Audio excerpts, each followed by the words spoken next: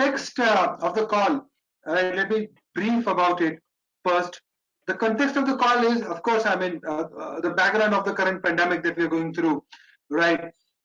And as HDFC Credila, we continue to get thousands of interests, thousands of applications, thousands of which is short applications from students who are aspiring for study abroad. So much water has actually flown down the bridge. I mean, I'm sure many students have actually now formed their mindsets how to proceed, and especially in backdrop of embassies getting back to work. I'm sure Mumbai embassy has started to work. Salman confirmed that he has already got some students who have visa interviews lined up for today and tomorrow. So embassies have started to work, of course, right? But still, I mean, there is considerable amount of uncertainty, considerable amount of chaos within the ecosystem, right? So we'll try to touch base some of that. We'll try to get your suggestions, get your valued counseling for the students, right? So how should the students deal with the current pandemic? What are the things they should bear in mind while applying for various countries, while applying for various courses, whether they should go for online and offline stuff, right? How would your respective, so since Kirthi represents Grand Valley University, right, and Dharini comes from Eskimo, so how do your institutions have taken up to help students out in the current pandemic? How do you think that universities and those institutes are trying to cope up to help students to pursue their dreams of abroad education, right? So I would like to have your suggestions on all of them, and in between we'll continue to take up questions. So whenever we get a query from our viewers, I'll keep taking those questions. I'll keep interrupting because I would love to have this session as much interactive as it can be, right? So please feel free if any of the panelists has any specific views about the topic, about if you want to come in between, you're most welcome to do that, right? And let me also tell you, make you aware that at times some of the parents might also be our viewers, right? So parents would have concerns about social security and stuff. So we would like to touch that as well. And this webinar would be there on a platform for quite some time, right? So students can come to a platform. I mean, whosoever comes to HDFC Credila's platform, he will have access to check this webinar out, right? So that was about it. Let me start. Hi, Dharini. You can hear us now, right? Yes. Yeah. Hi, I can hear you now. Yeah. Great, such a relief. Yeah. Thank you. That's really nice. Thanks. Yeah. So okay. So we'll start with I always start with the basic the primary mindset which is there with the students. Of course, I mean we did run a survey of all the applicants that we have received. So we would have received some 50 or 1,000 applicants, and I did run a survey through them that how many students are actually bullish about abroad education abroad for the current season, right? So I mean, luckily, fortunately for us as a lender, we did find almost 75 to 80% students saying that we are bullish about abroad education. We do want to go abroad as soon as possible. So the constraint is not from their side. Maybe it's institute, or maybe the country, or maybe geographical, or maybe political or social compulsions, which are actually stopping them from traveling abroad. But students are very much gung-ho about traveling, right? So a lot of students would like to know that what's your take. I mean, broadly, I mean, would you recommend students to keep their options open for the current semester in case they get through, or you would say that it doesn't matter. I mean, even if you don't get through this year, you can always there is always a second chance. You can go for spring, or you can go for maybe fall 21. Salman, I mean, I would request you first if you can share your views on this. Well, from a student perspective, we have always recommended that you take decisions basis what the Department of Homeland Security says in terms of the visas, and what does your college say in terms of the start date for your classes. In fact, I was just mentioning yesterday to you, Hitesh, that we have two visa interviews as of tomorrow, emergency visa interviews at Delhi US Consulate. And those universities have told the students, they've sent them a letter saying that they have to apply for an emergency visa, which they have, and I'm pretty sure that they will get through. So our approach always has been that we will give information ethically, whatever the university says, not basis any of the other Quora news channels that you see around us in India. I'm very cognizant of the fact that a lot of hyperbole is there in the media, which the student then gets confused and the parent also gets confused. So our approach has been honestly always to dissect the information and present whatever is there in absolute clarity in front of the student. We've seen that dropouts have been far and few. I personally, from my organization, I can tell you, since we do a very niche premium spectrum of universities, our dropout have been pretty much negligible for the year. What has happened in essence is that it's just got a bit deferred. So if you have a fall intake, deferred to spring, or perhaps the next fall itself, and then you have a gap year in which you're trying to do a course in India to fill it up. In essence, the complete dropouts in which students say that they just simply won't go hasn't happened with us yet. So that is from my very small sample size perspective. Yes. Fantastic. So, Dharini, how would you sum it up? You think that students should be open for the current semester, just in case they get their visas through, or you would say that, of course, it doesn't matter. There is always next time. No, I have always been motivating them to be on a wait and watch situation. See what has happened with this situation. There are people who are spreading rumors. So one thing I've done is to tell them that I would be the first point of contact. If you have any doubts, just get in touch with me first. Secondly, I told them to be a little patient and be on a wait and watch situation and not take a hasty decision just because it's COVID and it's pandemic, and you should think of not studying abroad. At the same time, our institution has been very supportive in giving extensions for loan process, because there has been a little delay for getting the education loan approvals. So from our end also, we have been supportive enough to give them the extension of deadlines and everything. So from our end as Schema, we have always motivated them that don't give up and definitely think of studying for the September intake first. And then it's very subjective, where if the students have felt, if the parents have felt that okay, we don't want to send the students, so we have got them transferred to the Jan intake. But so far, our team has motivated them to stay firm for the decision for studying in September. But do you think that students would be able to catch up with the September intake? Why not? I mean that's little subjective. We have students whose exams are still pending in India, so I said that is very subjective. But we have been following with the embassy, with Air France, everything. So depending on our negotiation with the government, between both the governments, we have been little positive also about it, and so we motivated our students that don't give up on studying for September intake. And we have not been online as well. We have been very clear, let's go on campus, and our online classes would be subject to receiving visa. So we have very clearly told. Yeah. Makes a lot of sense. Makes a lot of sense. Thanks. Kirti, so what's your take? So because since embassies have started to work, I'm sure the visa processing has already started. So I believe there's a fair chance of students getting through. Yes, absolutely, Hitesh. And we have been encouraging students to make it to fall 2020 if they can. And over the last 1 week, I've been receiving many requests from students because they just got their visas approved. And we are making some exceptions for them so that they are in time for their classes.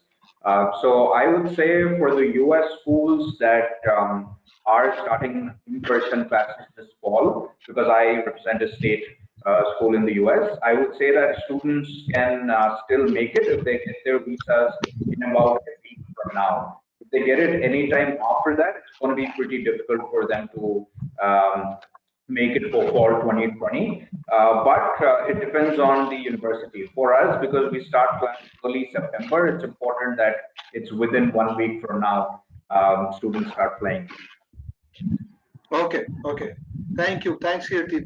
Anurag, of course, I'm sure, you would like to reflect upon it. And at the same time, you can also, we are getting some questions, right? So Ansh wants to know how much funds one needs to have to go to Canada. So you can actually answer that as well. How much money do you need to have to go to Canada? Right. Right. Before I answer this question, I want to add a couple of points with the previous thing which we were discussing about. See, what I feel is that students at this moment, many of the students whom I have interacted, and also I have been closely following the different surveys which have been conducted by several organizations, that students are interested to pursue their education. In fact, they are more keen in going on campus. If there is a proper facility available at the campus, they are very keen to go on campus and pursue their studies from the September intake. But because of the delay in the consulate, they started functioning a bit late. So there are certain arrangements which they have to do at the consulate level to approve the visa. That's the reason the students, because of the delay in the visa process, they are looking to postpone it or defer it for a January intake. But by and large, what I observed is about 60 to 65% of students are keen of going ahead right now, specifically who are going for a master's level education. Students who are going for undergrad, yes, parents are a bit afraid to send their kids because they are just about 18, 19-year-old, and they want their kids to at least take the first semester online here from India and pursue the remaining semesters on campus. And it makes sense because the duration of the course is 3 or 4 years. So one semester, if they are studying online, still it makes sense. But in certain countries like UK or even in there are certain courses which are offered in schema which are a 1 year of course. Then taking one semester online really does not make sense because students want to enjoy the on-campus opportunity. So yes, students are keen. Now coming to the support from the university end, which we have observed that universities have been very prompt. They are communicating with the students, and any institution which is doing that, students are keen to go for when they are aware of the information, what are the next steps to be taken in terms of safety, in terms of visa process. Students are keen, even parents are taking a decision on a positive direction. And I also feel that I just yesterday my report came out negative. I have been quarantined, isolated for almost 17 days. I was found positive on 1st of August, and yes, I have experienced this. As well. Yes, you can say that I have got a license to, at least for a couple of months. I don't think that I might get infected because the antibodies are developed. So this, what I observed is, this is not affecting much if you are taking a medication right on time, and if you are able to analyze or get this test done immediately the moment you are seeing the symptoms, not waiting for 3 or 4 days. And the statistics shows that young people are not being, even if they're being affected, they're going to recover. So we cannot run away from this pandemic or this coronavirus. It is gonna be existing in this world for a very long time. Even if we have a vaccination, I don't think that this gonna end soon, because we have a vaccine for TB, we have a vaccine for polio, but how far we have eradicated it from this world. So it takes time, and this virus is gonna be there for a long time. Only thing is we have to adapt it, and this gonna be a new normal for us. How we treat typhoid, or how we treat TB. We have to also come up with facilities, and we have to accept that this is going to be there. And students, Precisely. by and large, And they are. this also, sorry, Anurag, just to come in. I mean, a couple of questions have come. So Ingo has asked, should I? He has got admit for spring USA. So he's asking that whether he should defer it. So I think Anurag is precisely answering your question, right? Because things are going to stay like this. I mean, this is going to become a new normal. So I don't think, Ingu, that you should defer your admission. If you have got admission for spring, you should definitely go ahead. And somebody, again, before that asked that, is it safe? So as Anurag mentioned, I mean, there is safety is a relative term, right? So for Anurag, it's like been there, done that, right? So he's already gone to positive status and he's come out of it. So it can happen to anyone, right? You cannot escape. It's going to be the new normal for all of us. So I believe, I mean, whatever Anurag has said and whatever other panelists have said, I can safely summarize that, it makes a lot of sense. If you have a chance, please take it. There is no point in waiting for it. It's not going to get better. This corona is not going to get over soon. Yeah, sorry, Anurag. You're saying about Canada, please, if you can just brief us. How much money does it take to go to Canada? See, Canada, this is again, if I have to give, if there is any specific institution, then I could have given little more Know information. that, But yes. let me give a generic answer. See, when you're filing a visa, irrespective of what is the duration of the course, you need to show the funds for first year of tuition fees and living expenses. So this is what is required. If even the course is, let's say, 2 years or 3 years, or if you're going for undergrad, if it is a 4-year course, then the amount of funds which you have to show is the first year of tuition fees and living expenses.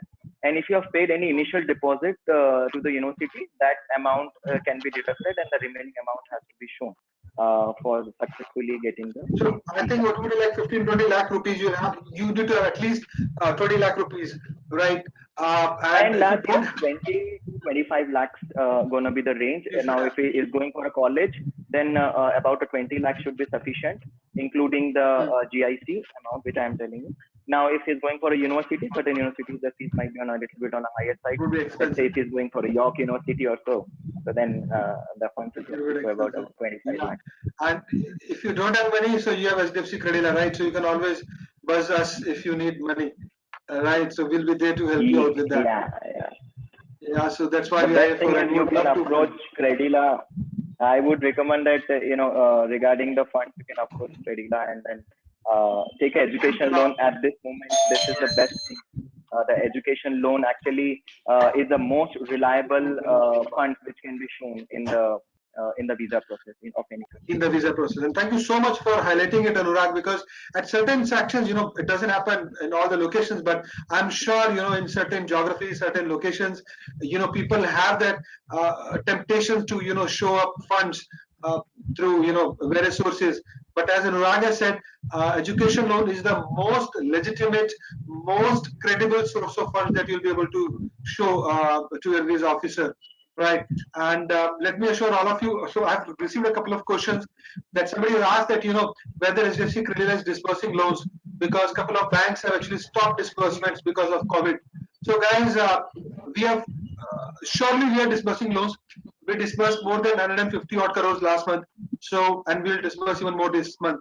So we are disbursing thick and fast. So don't worry about the disbursements. You just get your admits right, and if you have that intention to go for your studies, I'm sure we'll get you there. Okay, so again, we'll go by the question. I mean, so a lot of questions have come in. Salman, quickly, right? So somebody's asked that uh, this student has received admit from, I think, from a US university, filmmaking, and they've asked her to do it online first. So she has enrolled online, right? But do you think, I mean, what are the risks for her?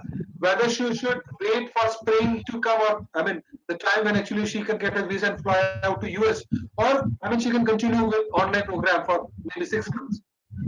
What will your suggestion be? Okay, so in terms of a course like filmmaking, our advice would be that you hold on and you do offline classes when they actually start there, and you have an opportunity to land up there and do it in person. Uh, Courses like filmmaking do not go well with online stuff. It's a lot of in-person activity which is involved there.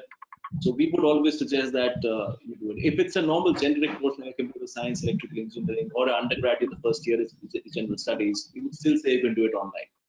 Online, for at least for the US schools we work with, we put that as the last option available. Before that, we exploit everything else and then see if that's possible. If not, then we would advise you to do it. But for filmmaking, no, I would not suggest online. I would say hold on for a date list.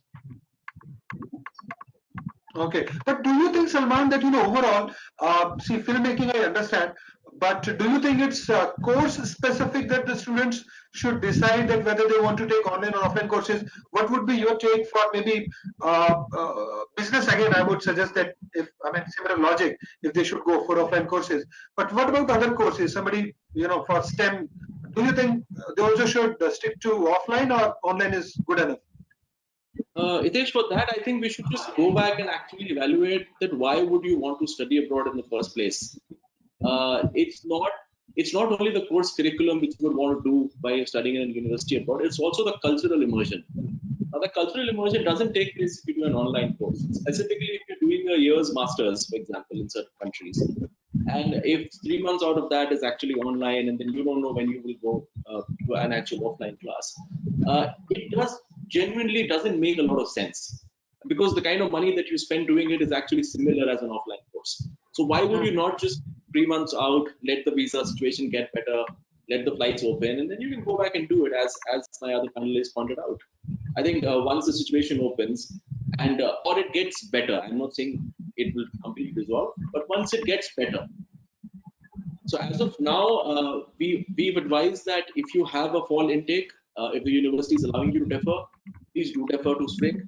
If they aren't allowing you to defer and it's a course that you feel you would not get through again, and it's very competitive, we would ask you to start online as well. So it's a combination of factors and not only just the course. The competitiveness of the application also matters there.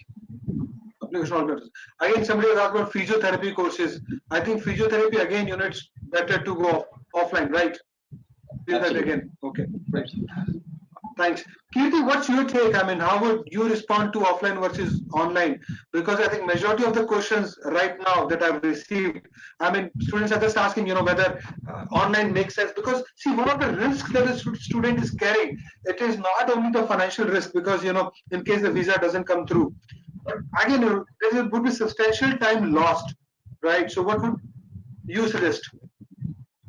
Again, this is by country. Canada, go ahead, do it online, no harm. The government has been very clear that work permit will not be affected, so there are no visa issues as far as Canada is concerned. But speaking to its other North American brother, the US, which I am representing today. So when this pandemic situation came out, majority of these schools first thought we will go online, and that's our best solution, because that's something that's scalable, that's something that can be done quickly. But then the immigration rules spoiled their party, because they said that if a program is going to start online, especially for international students, it's not necessary for them to enter the country. So this is a big thing that you need to consider, because you're not getting a visa approved if you're starting a program online. And to start a program in India, even for a US school, you don't need a visa. You can just enroll in your class and you can start your program. That's when we as a university, what we did is we thought that online is something that we wouldn't do, and we made it very clear to all our admitted students that we are going to start the program in person. And few courses or programs will be blended. So we have a blended and in person. So even if it is an international student, to start class, they have to visit the country. And that says on our I-20 mentions that, saying that our course is an in-person program. That's how our students are getting their visas right. So if you consider, I would say the first thing to consider is which country you got accepted in. The question was with reference to US. So US in person, it's recommended to start. If it's online, I would say defer your admission to the next intake. It's online, because there's a lot of ambiguity around visas. There's a lot of ambiguity around the multicultural or on-campus experience, etc. Okay. Makes sense. Dharini, what's your take? How would you suggest a student should opt for online for now? No, I would like to second Mr. Salman on this, because, like he said, that it's not just about studying abroad. It's about also having new acquaintance with a new culture, learning about new people, having an experience. So I would rather want my students to go on campus in a particular country rather than going with the online classes. That's it's not about that they are paying it for it, but then most of them are wanting to explore their personality also. Like most of them want to go abroad, live alone, discover themselves. So I would really want each and every student, be it for France, Canada, USA, just go ahead and pursue your studies. I am little bit contradicted about the online classes because it just restricts yourself very with a very limited knowledge. It's just a kind of interaction one on one on using technology. Whereas when you go abroad, there are so many new things to do. There are events. There is so much to learn every day in the classroom. People to interact with. So I would rather want any student to have an on-campus, a new country experience rather than an online classes. Yep. Just this only, right? So an excellent question from Kirthi. Right. So I was not. I mean, again, I was not aware, that such programs are available. But the question is very pertinent and very explanatory. That she says that she has received admit from for data science, MSc in data science from a German university, and she's been told that it would be a hybrid semester. Hybrid as in, partly it would be online, partly it would be offline. Now, so she's saying, does it make sense for her to go to Germany, get quarantined for maybe 15 days? There would be restrictions, there might be restrictions on traveling, local commuting, renting a house, and then, attending online classes from Germany. So does it make sense for students wherein the universities are offering hybrid programs to them? Anurag. Yeah. So see, I can make a generic rule for it because it becomes much easier for the students to take a decision. The first thing is you should take online classes only when that course can be actually, you can study that course. Let's say if it's a computer science or data science or such courses are there which you can actually take a few subjects online. No doubt campus experience is more important because that makes you a better and a mature professional. So campus experience will always make more sense. But if for a first semester, if you want to opt for online course, you should only opt in such courses where student activity or interaction is not required. Like if it is a filmmaking, cinematography and other courses, it doesn't make sense. It's better that you defer the program and join on campus when it is fully one can access. Now coming to hybrid courses. Hybrid courses, yes, in Germany, in UK, even in US, Canada, there are several institutions which are offering hybrid classes wherein the student interaction is very limited and 90% of the lectures students have to take online. Even if they are when they come to when they are going to study on campus, about 80 to 90% of the courses lectures they are taking online, sitting from their hostel or from their from their accommodation where they are living, and just about 10 to 20% of the student activity is wherein a very small group of the students is involved on campus.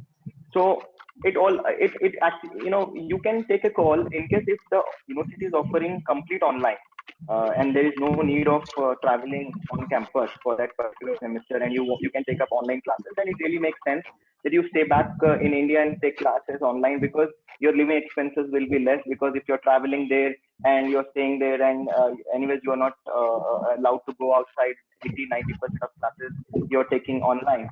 So it really makes sense if the university is offering you online classes to take from India, then you stay back in India, study here one semester, and then when you are comfortable and the university is offering fully on-campus classes, then you can move, file the visa and move to that country. So this I would recommend that take a logical decision because you can save a lot of money on your living expenses. Right. I could just add something here. Yes, Ulma. Please, Kirti, go ahead. No, I was just saying, just to add, when it comes to the on-campus experience part, see, first of all, students go through a lot of effort financial, it's also the time that they invest and everything. And if you receive admission from a good school, there are also things like opportunity cost that you need to consider, which is time. So when it comes to the on-campus experience and extra co-curricular activities, networking, of course, all those are important elements. But if a program is giving you an opportunity to start online and there are no visa restrictions, just for the benefit of students, I'm saying, because I had many of my students from, let's say, top schools like Cork and several others that have gone and started in fall, because you can get all that on-campus experience second year. You only do your term 1 or 2 online, and the remainder of the program is done on campus over there. So it clearly mentions on the offer letter that this part of the program will be delivered online and the remaining part will be on campus. So if it's something like that and it's not completely online, I think that is something that's worth considering, because your cost of living is going to be low. And also keep in mind that if you're postponing or deferring your program to the next intake, your tuition is also expected to be higher. Because every university in some way or the other will increase their tuition by some percentage year on year. So you can expect that also to go a little higher. Okay. Just to add on a couple of lines here. See, essentially, this is a very location-centric decision.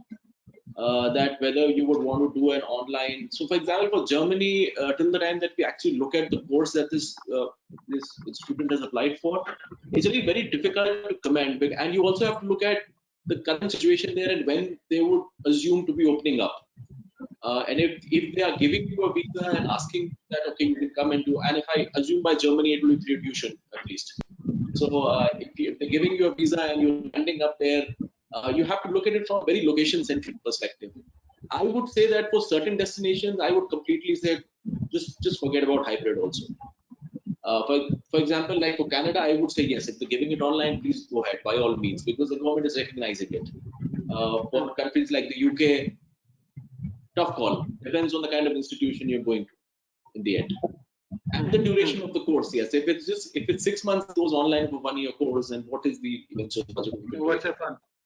Yeah, then what's the fun? Do you think there might be chances that, even after taking 6 months online, and then, if the university or the institute kind of extends it, right? Or, I mean, if they are unable to kind of accept students physically on the campus, and if they extend it further, then for a 12-month course, it's a washout. Yeah, absolutely. Yeah. And then in 12-month course, you already have 2-3 months of vacation and stuff like that. So it's effectively a 9-10 month course.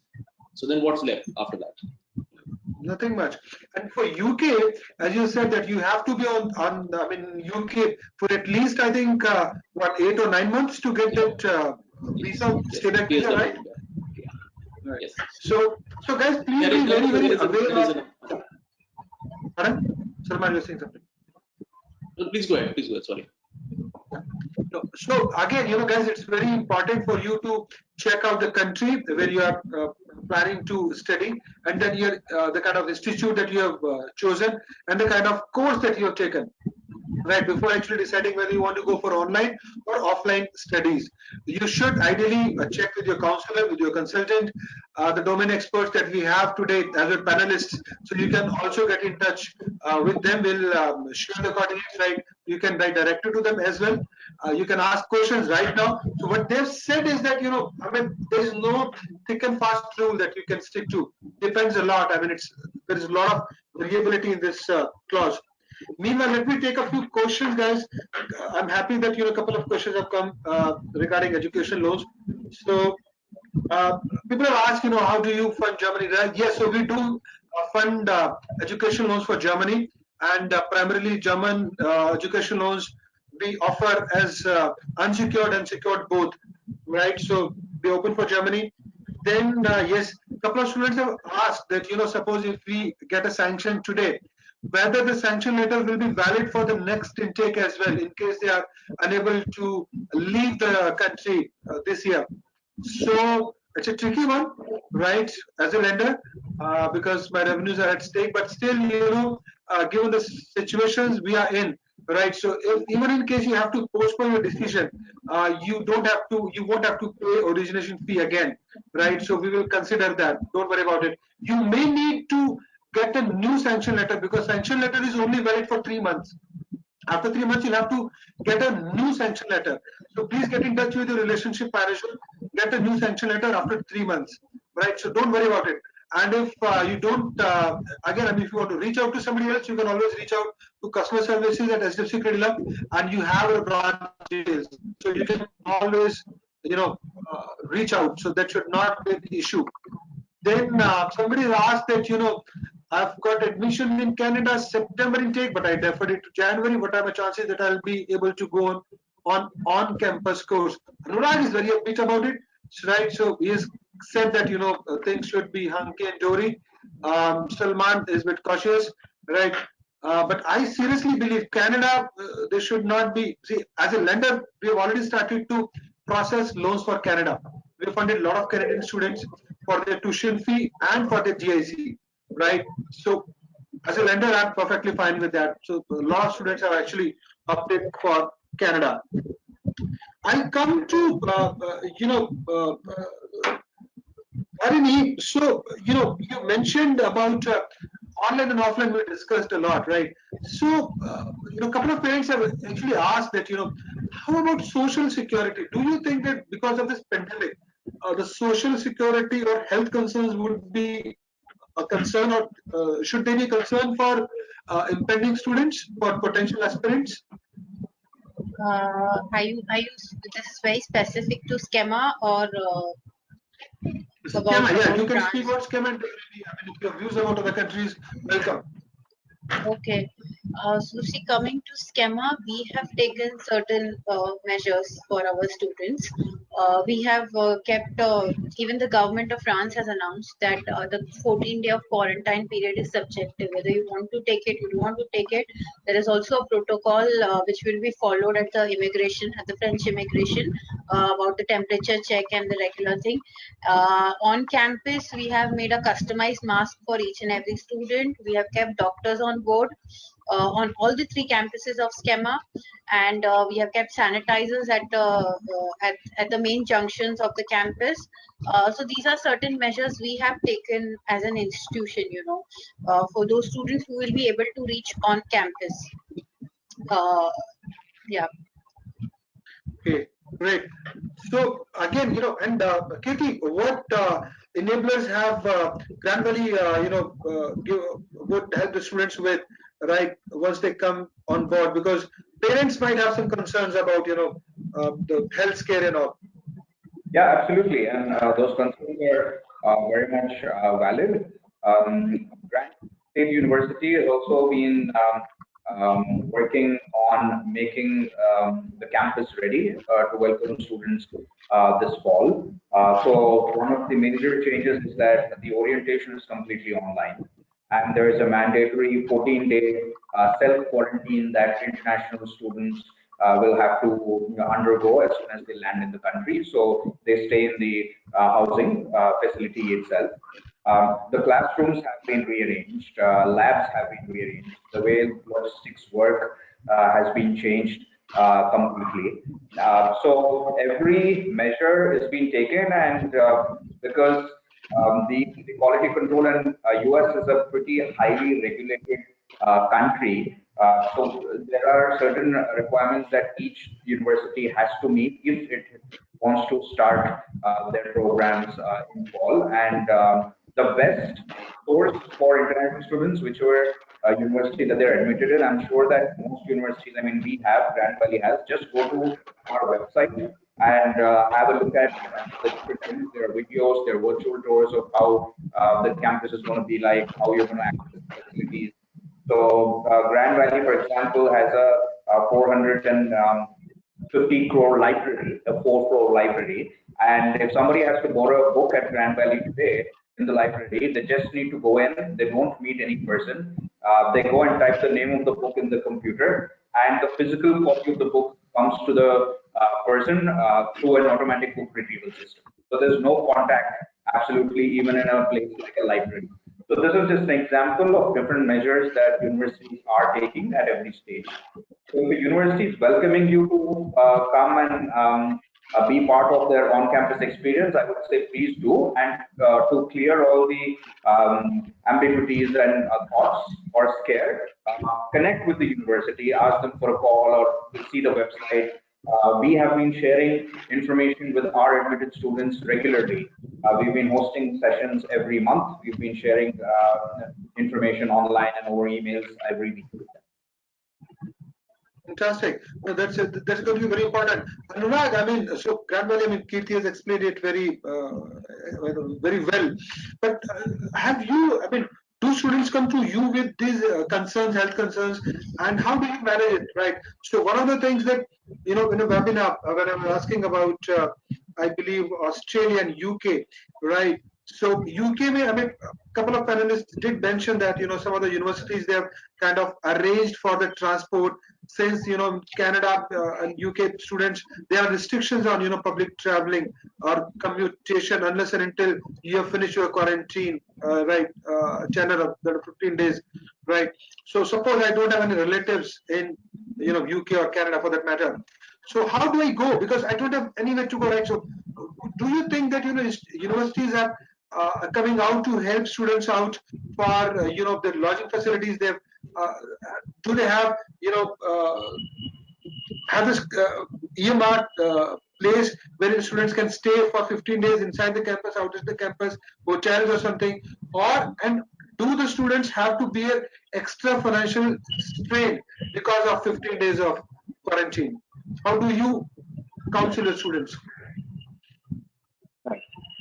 So, see, Hitesh, as you mentioned about UK and Australia, let me give you the information about the UK institutions, because there are several students whom we have been assisting for this intake, and I'm happy to say that many of the students have already filed the visa for this upcoming September intake. And what we observed with when we were communicating with the university as a student advisor, what I decided and my team, what we planned is we will communicate with every university on a specific student case, and then we were able to understand what are the facilities, what they are offering, and what are the safety measures what they are taking. And when the student and when we are satisfied, and even the parents are satisfied with the arrangements, then only we have taken this call of making student to go for a on-campus studies. Certain institutions in UK, they are also offering a complete free accommodation for the whole semester, on-campus accommodation, which student can opt. They can stay on campus, and there is a separate facilities which have been arranged. And coming to the quarantine, there are certain institutions which they made it mandatory that they have made the arrangement. They no need to pay any separate fee. Once they land at airport, they have been they are going to be isolated for 14 days. And there are certain institutions after 7 days they are conducting a test, corona test, and on that basis the extension of the quarantine period is decided.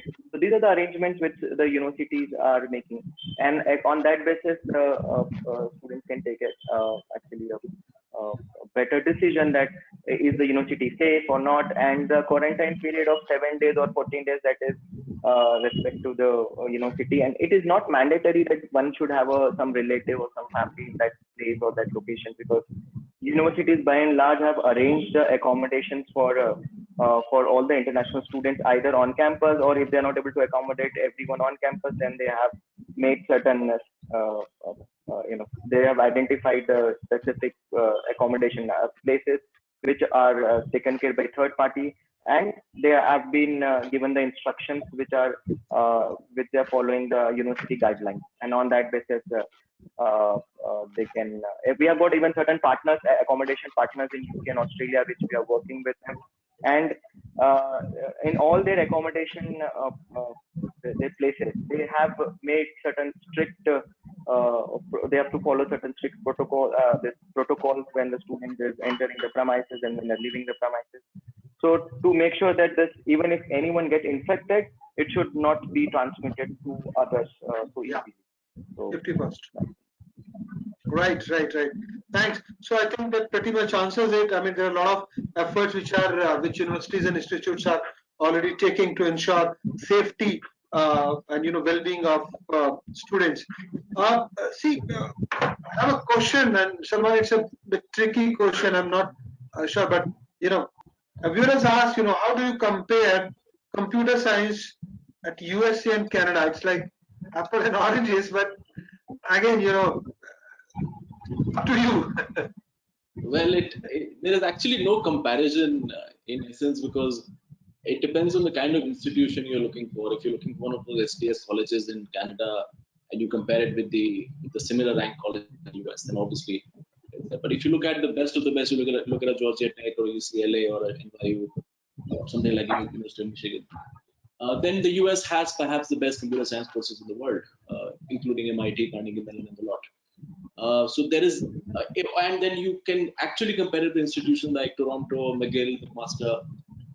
They have a certain level of standing.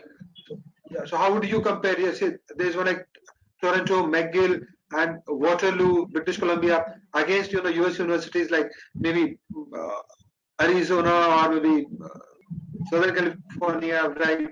Well, Arizona, the world can compare with these Canadians you've just named, but not a Michigan or a Pennsylvania. Certainly not. Okay. Those are the US ones are far higher ranked. In fact, they are the best in the world. There's a reason for that. Yes.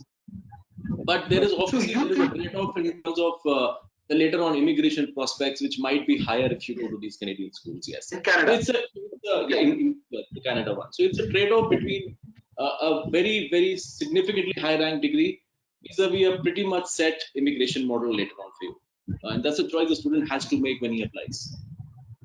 Okay, and I believe that COVID situation is almost similar in both Americas, right? So Canada and US again. Well, America is far worse. The USA is far worse than Canada. We are not one of those consultants who mince our words, so we will say the USA is far worse as of time in terms of as of today. However, the significant fact is that the USA has never been actually shut down. All the other countries have had shutdowns. The USA practically has had no shutdown at all. It's nearly business as usual. They don't shut down. They refuse to shut down. Yeah, they don't like to shut down themselves. Yeah. They won't shut down. And again, so I mean, maybe you guys are the best people to answer. So from a lender's perspective, I have a query, right? Because it forms kind of risk parameter within my lending abilities, right? So because a lot of US, Canadian, and maybe for that matter, all foreign universities, they're going through a lot of losses, financial losses, primarily because international students are not coming. One. Number two, endowments, they've dried up, virtually dried up. Last 6 months, there have been hardly any endowments. So some of the universities are really in a financial mess. So as a lender, because we were just discussing that, and again from a student's perspective as well, because some of the universities. So do you think that because of this financial stress, some of the universities may find it difficult to sustain themselves, and as a student, maybe I need to check that out whether the university has sufficient funds, or you think it has never happened in past, so it will never happen in future? Well, I wouldn't look at 6 month reduction in endowments as a huge setback for the universities at least I work with. Yes, there are a lot of schools in the US which might have a significant cut down in terms of their resources because of this, but at least the top 100 do not really have a problem. There is a very less significant or a very minimal significance of international students of a lot of these schools. They're hardly about 3,000, at the most 3,000 students in like Arizona State or the ones that you just named. Vis-a-vis a Canadian school which has far more, a UK school which has far more. So international students in isolation in the entirety of the US education system are not that big. They have over 5,000 universities.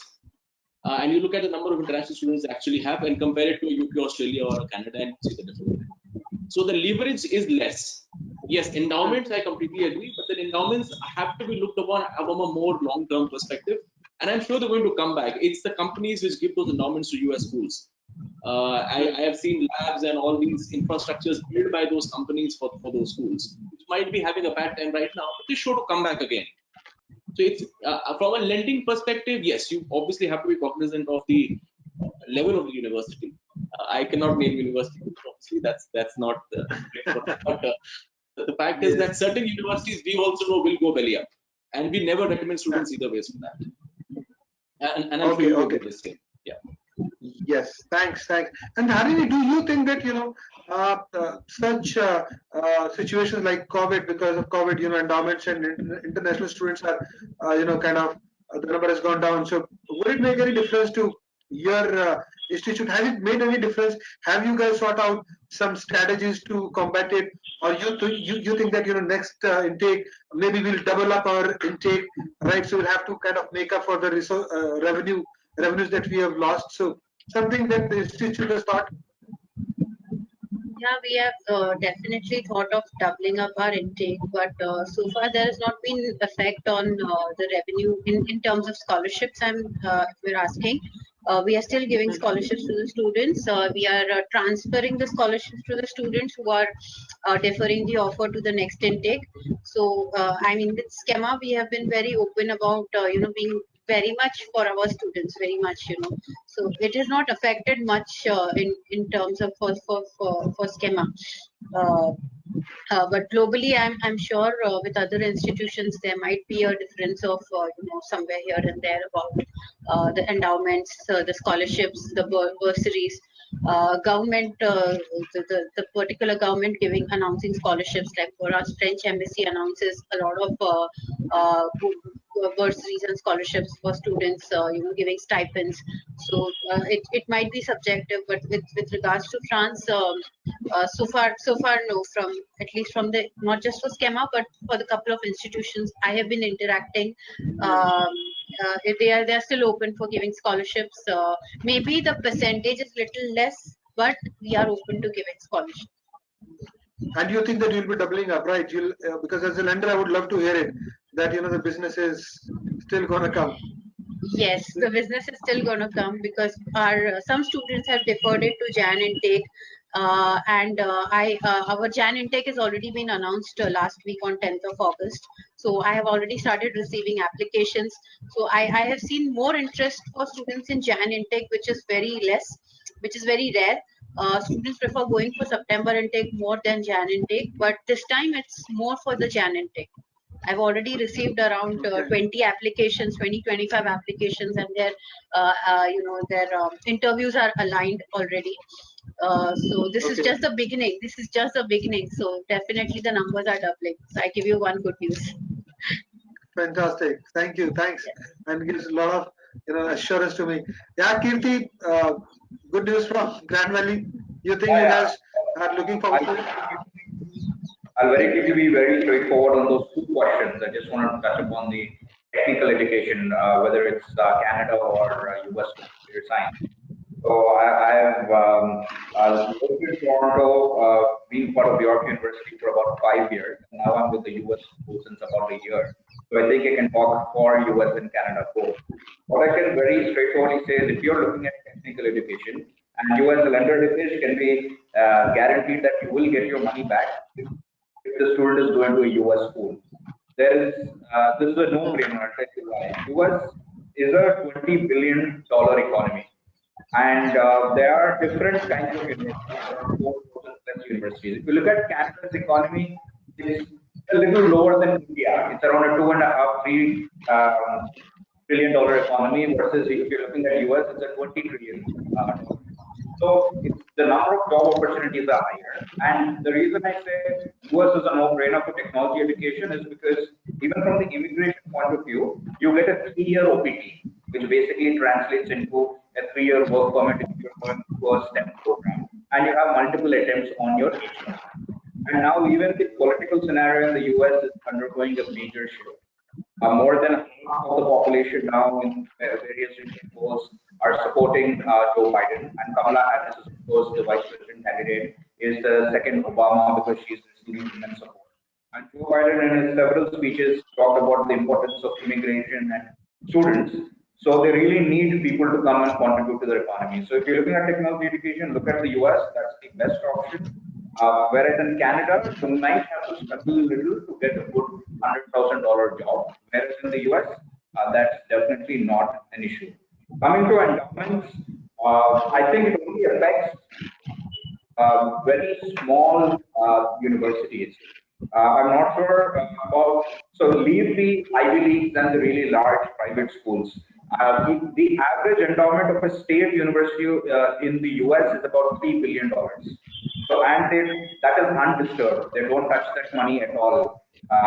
Maybe if a tsunami hits US or some crisis comes in, they might do that, but they are pretty self-sufficient as far as finances are concerned, unless you're looking at very small universities, very small private universities that might have been affected in terms of revenue because international student numbers reduce. So state universities and the large ones or universities in US and Canada. Yeah. Kirti, tell me, I mean, there's a question also, and I would like to reiterate. I mean, somewhere down the line, if I would have been a student, of course, I mean, I would have certain apprehensions, like the political scenario in America, right? I know Salman loves to talk about it, right? But I'll come to Kirti first. And, how do you think, I mean, is there any, I mean, significance that you think it's going to be for students if the political setup in US changes? I mean, right? So, as a student, do I need to worry about it? That if a new government comes, they might have. I would love to have more liberal laws for that matter, right? I would love to have a government, I mean, who's more forthcoming to accept international students, right?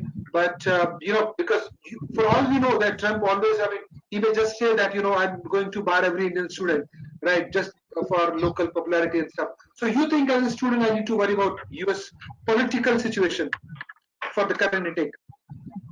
Not at all. And considering the changes that are happening right now, that guarantees that you need not worry about the political situation. Now, let's take Trump for an example.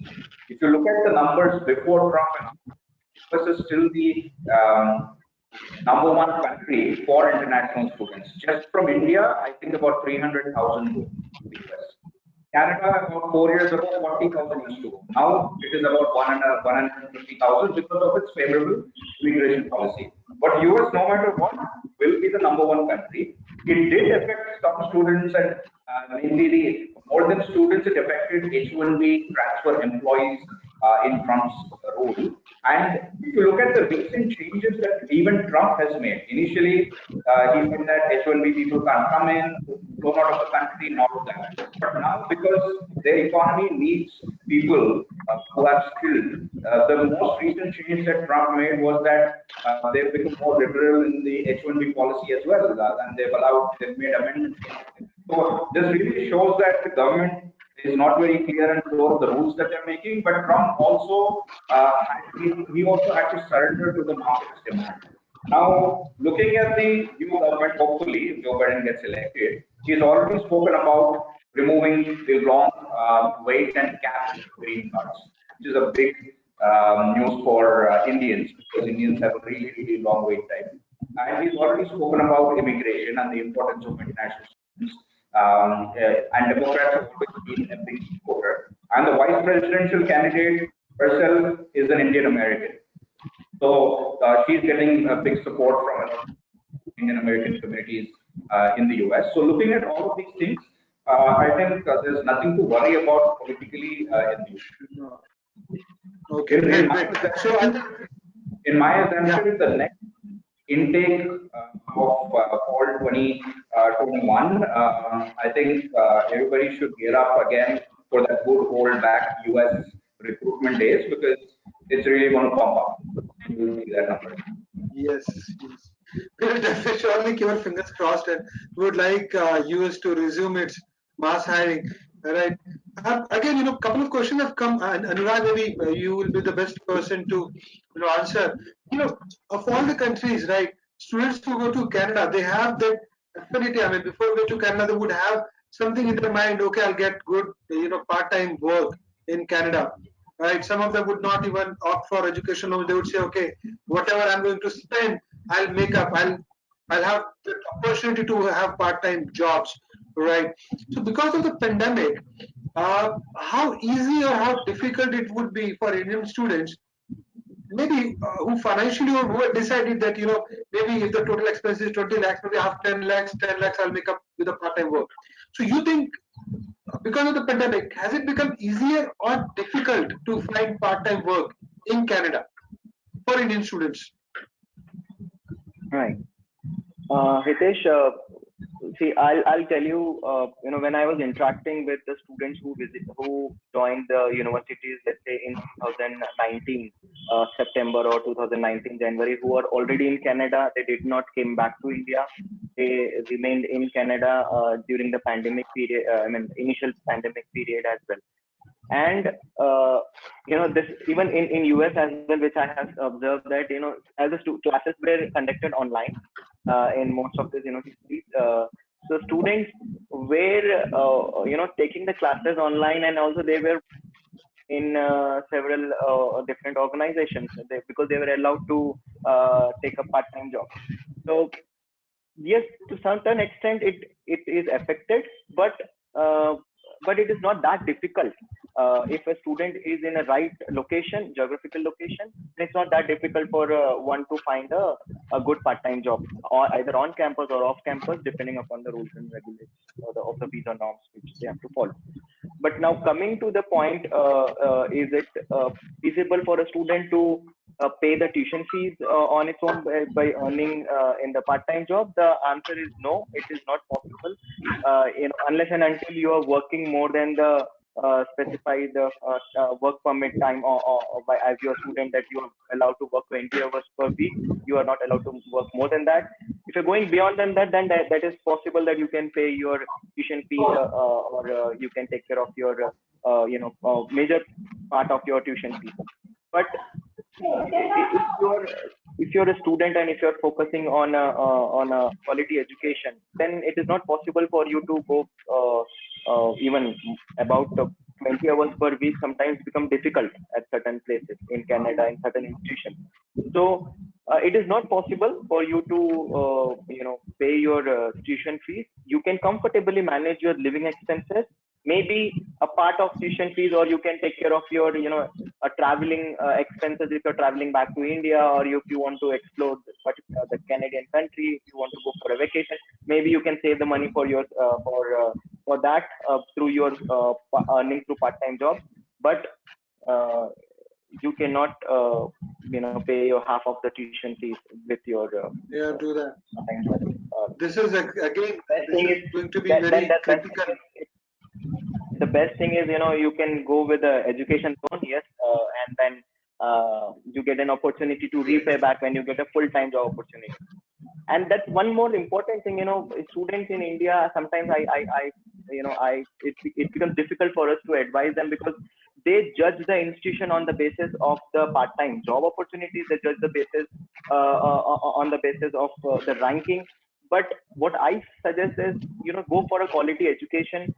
If you are finding a good teacher, and as you were just talking about which country is better for Canada or US in terms of computer science courses, then anytime I would recommend that US would be the better option, because you get a better teacher there, and you also get a exposure in terms of like the other workshops, other activities which are off campus. You can be a part of it. You can learn a lot of things, and you can go for the internship. So US is a very big economy, as Kirthi was mentioning, and computer science is something which the innovations, if anything, happening in this area, the leading contribution is through this particular country, USA, and you will find excellent teachers there. So whenever you are making any judgment of any institution, I would suggest that go with the faculty which is teaching you on the campus or for that particular course, and you can analyze and you can talk to the students there, understand the type of faculty they are, and that on that basis you can take a call. Rather than focusing on the part-time jobs, it is better that you focus on a quality education, and that you can find in universities, good universities where you have a great faculty. Fantastic, fantastic. Thank you so much. And it's very interesting perspective that, part-time work, you can take it as a bonus, right? Something that comes as an additional bonus, right? It cannot be the reason for your studies abroad, right? Because part-time work may come, may not come, right? So it's better to have provisioning for the entire finances, and then, choose your destination country. Salman, UK, right? So Kerala, we all know, that, part-time, a lot of students, specifically from, some geographical clusters, they throng Canada for part-time work and stuff. What about UK? So UK has been coming up really fairly well, right? So from 12,000 to maybe 30, 35 odd thousand students, right? So you think that this trend is going to continue, right, for UK? How difficult it would be to find work in UK because of the current situation? And specific question about UK, how is, so there's a student who wants to study architecture, right? So again, I mean, I find it a bit broad, but he says that, I want to study architecture. Which country is better to study architecture? So countries, again, I'm not sure, but you can, reflect upon it. I mean, some of the good institutes that you would recall for architecture.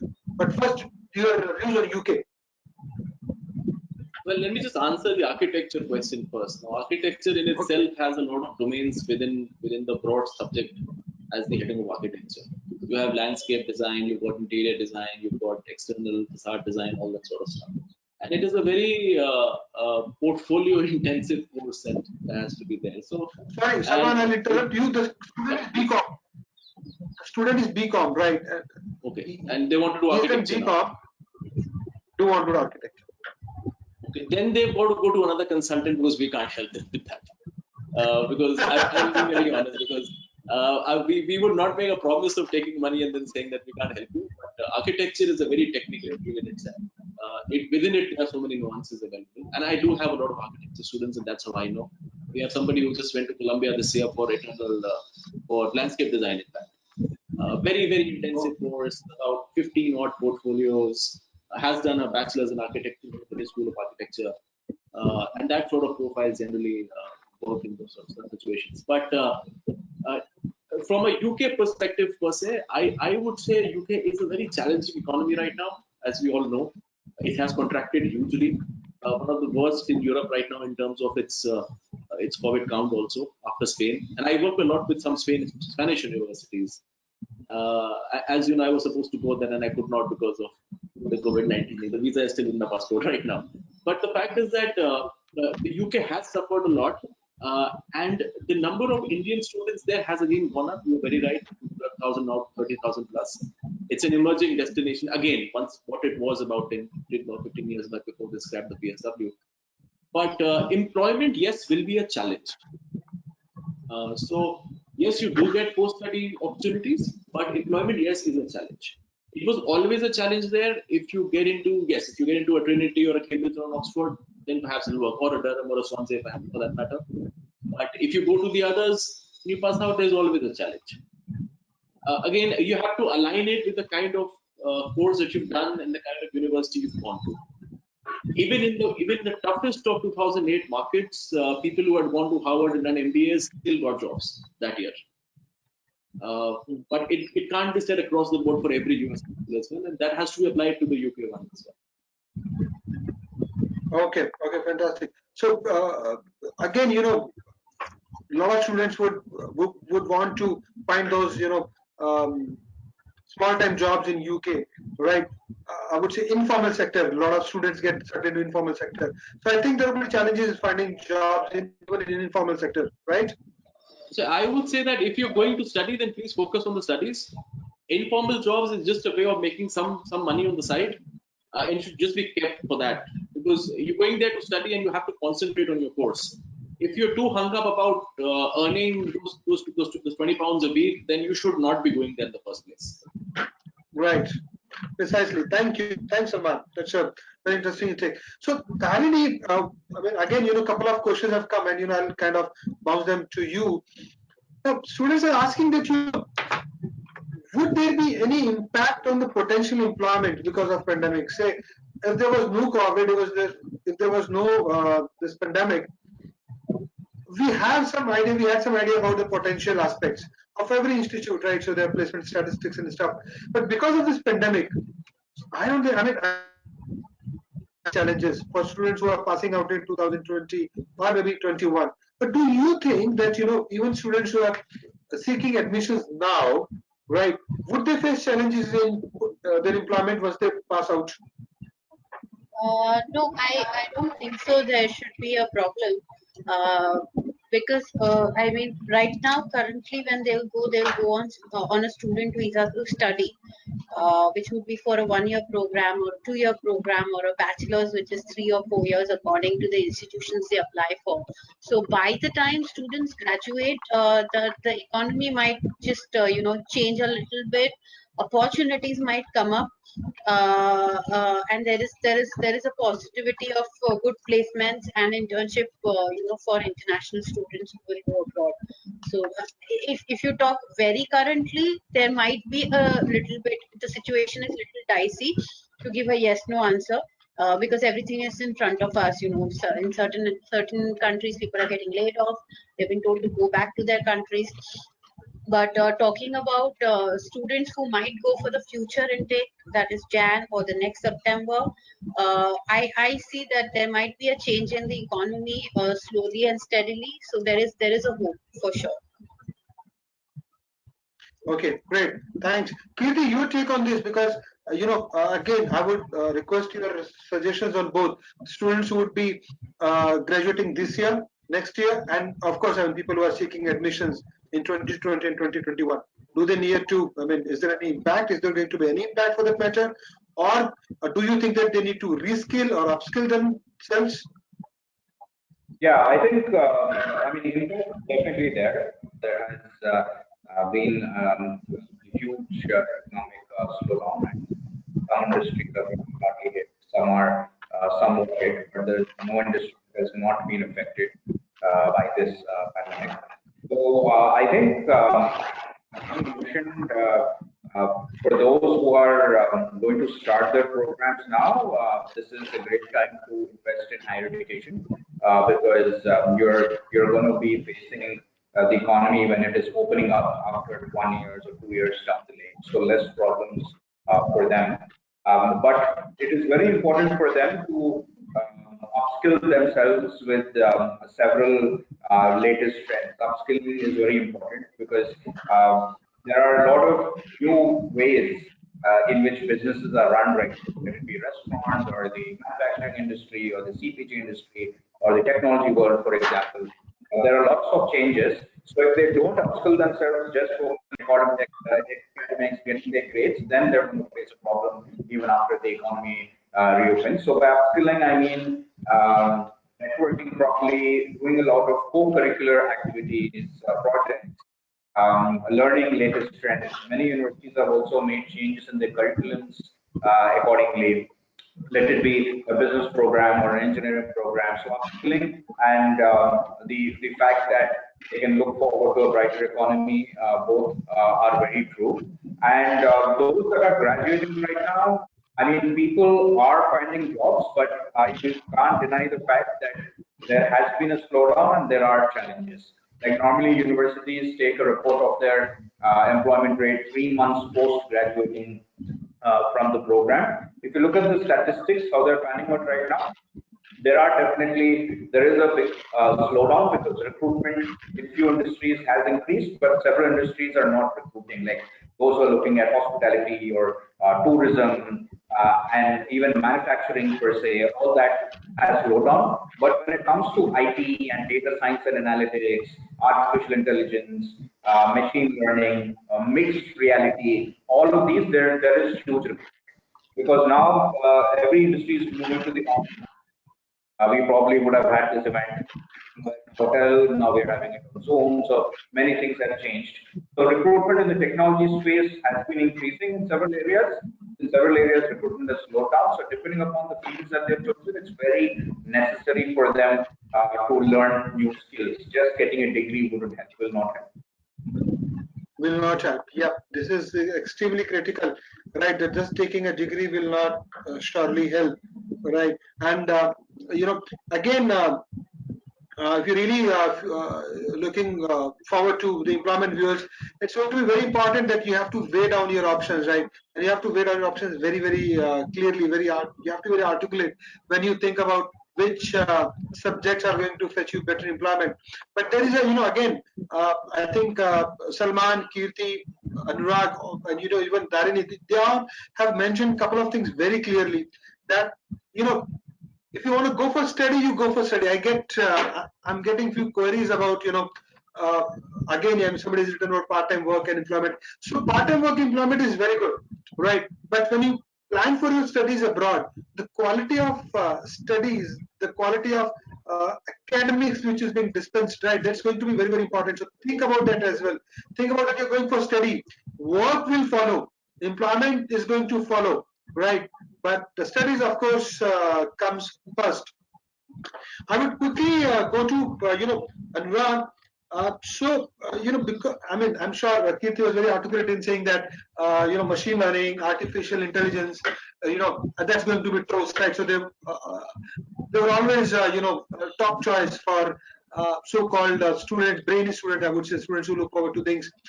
But because of this pandemic, apart from these courses, which courses do you think would be better bet? And would go to all the panelists to give their courses of choice, because students have been asking that, see, a lot of students, they are actually open to explore different courses, and we can, all of us can vouch for it that we can, I mean, our effort we put in to make students understand the essence of education. In the end, Indian students would, like to have good employment, right? So with keeping that in mind, keeping financial impact in mind, financial earnings in mind, right, potential employment in mind, which are the courses that you think would be better off given the current pandemic, given the current situation? STEM courses, we all know. Computer science, done. Kirti has already mentioned it. Apart from that, would you make any distinction between courses? Hitesh, this is a problem which we are facing in our country, because we have followed a specific trend, and we have a maximum number of engineers or students from medicine or from BCom. And as you have just right, you were just you shared one question with some student who are from a commerce background and wants to go for architecture. So that's a different program altogether. So what, if you're asking me any specific list of the courses which one should opt, then I'm so sorry, Hitesh, that I won't be able to give you some specific fields. Definitely, STEM programs has got a better employment, but I would suggest that go for a quality. Quantity can be definitely, it might be a parameter, but always quality has been always appreciated irrespective of whichever the field it might be. If it is in architecture, if it is in cognitive neuroscience, or if it is in actuarial science, there are different courses which are related in the design aspect, in the different courses in the arts field, education leadership. So there are wide number of courses specifically targeting areas like computer science. We are one of the leading countries in the world who produces the computer science engineers, but it becomes really difficult at times for the kids to get a proper employment, because we are surplus with the human resource. When it comes to the biotechnology, we have got excellent graduates who are graduating from our institutions, but they don't find a right opportunity. So it is the time right now that look for a variety of the courses where there is a huge opportunity. Skill set is more important, where you can acquire the skill set in by joining some excellent universities where you can upgrade the skill set and focus on quality. So this is what I would recommend, that whichever area you are selecting, whichever you enjoy. One thing. Okay, Anurag, tell me one thing. Like, see, suppose if somebody wants to go for, somebody would have planned for hospitality management, right? Or maybe tourism. So, a lot of students go to Canada for hospitality and tourism. Australia, again, a lot of students go for that. So, do you think that, those students should continue with their plans, or maybe in place of hospitality might take a couple of years to, I mean, come at the level that they were at, right? Or you think that, no, I think that, maybe an year after, maybe after 12 months, everything would be as it was. No doubt, because of pandemic, there are certain fields like tourism and hospitality, or even automobile sector or aviation sector. There are certain areas which have been badly affected because of this pandemic. and the companies it's going to take longer time for them to recover from this effect. But what I would suggest the students is, like, if they are freshers, specifically if they are freshers, the recent graduate or who are about to graduate here, for them I would recommend that go for the courses which you are, which are aligned with their previous studies and with their interests. Like if they have studied hospitality management in their undergrad and now they want to go for a higher level course, then it makes sense, because yes, no, there is going to be a difficult period for them for at least a 1 year or two, but in long run definitely they'll find the opportunities. But someone who is already experienced in the field and now they are looking for a career change, they are already working in some areas and now they are willing to go for a career change, and they are choosing such courses like hospitality management or something which is in the aviation industry or the areas which have been badly affected because of pandemic, then I would recommend that hold for a time, I mean right. a year or two, and then go for it. Great. Dharini, would you have any thoughts over it?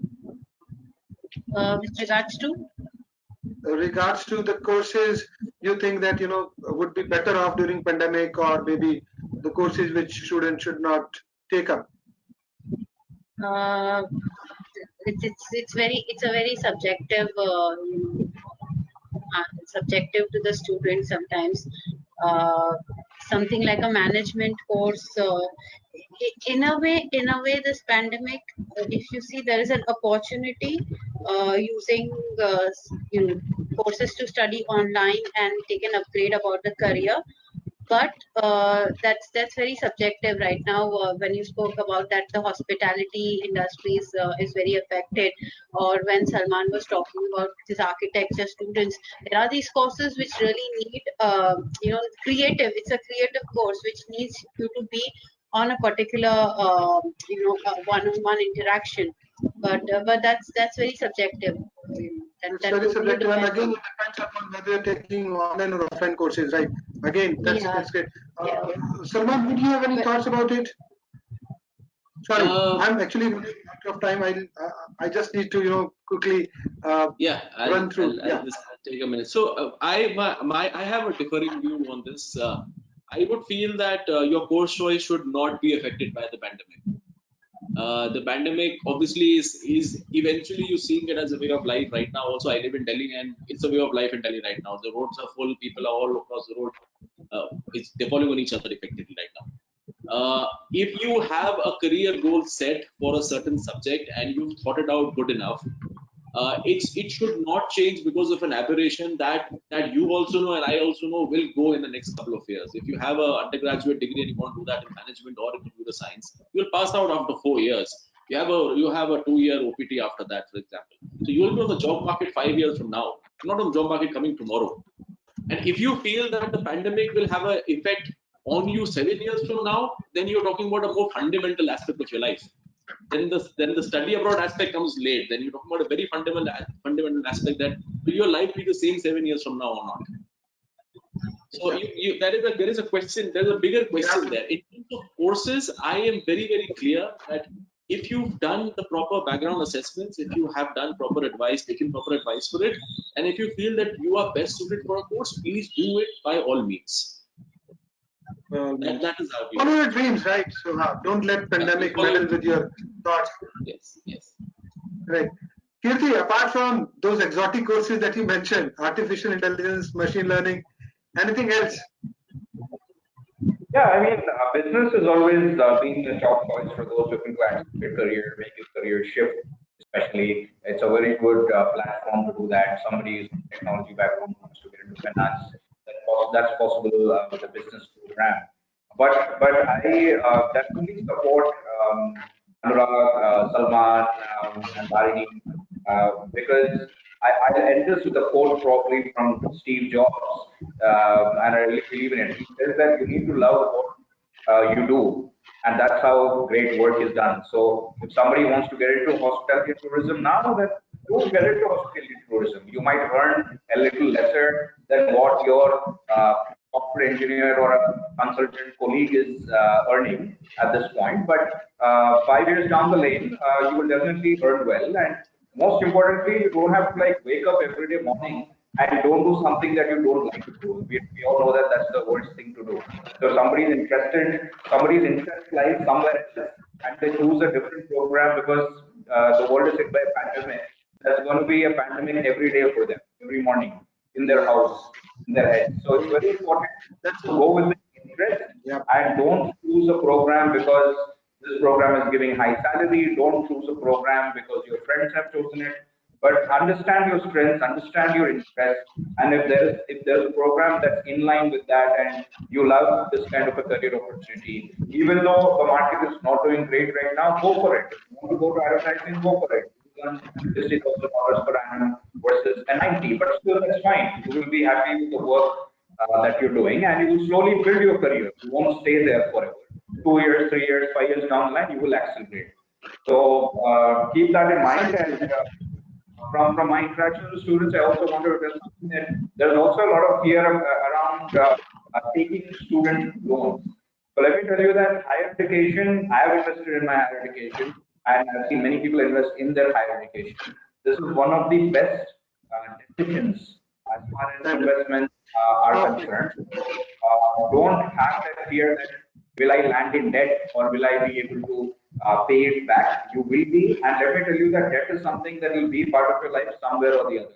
You will have a student loan. After that, you will get married, you will buy a house. Then you will have kids, you will take loan for them. So some form or the other, you will start a business, you will raise money. So you will have debt some in some form or the other in your life. Just be confident. If you're sure that you are going to build a successful career, you like this particular area, then be confident that you will do well in that. Thanks, I mean, fantastically put. Follow your dreams, guys. Don't be bothered about the current pandemic. I'm sure it's going to be way of life, as Anurag started his discussion with. We are all going to live with it, right, till the time it actually goes out. And I'm not sure when it actually goes out, right. So till then, stay safe, stay healthy, and thank you so much, dear panelists, for taking time out. And thank you so much from HDFC Credila from all the viewers, right. A lot of questions again, they can keep writing to me. They can we can always divert them to you, right? And thank you so much. You all have a great evening ahead.